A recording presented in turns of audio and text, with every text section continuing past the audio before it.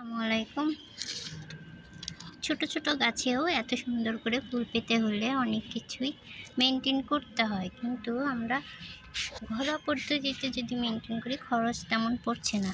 এটা হচ্ছে orange glory, দেখতে যেমন সুন্দর, মাশাআল্লাহ দেখুন কত সুন্দর ফুল ফুটেছে। এখানে আমি সব ফুলগুলো নিয়মিত যত্নের জন্য সবজি পানি পচিয়ে রেখেছি 4-5 দিন ধরে, সেটাই আজ দিয়ে দেব। হয় কলার খোসার রস, নয় সবজির পানি, এভাবে কন্টিনিউ করে যাবেন। তবে রোজ দিবেন না, যেহেতু বাগানবিলাস পানি বেশি পছন্দ করে না, তাই বুঝে শুনেই দিতে হবে, ওয়েদার উপরে ডিপেন্ড করবে।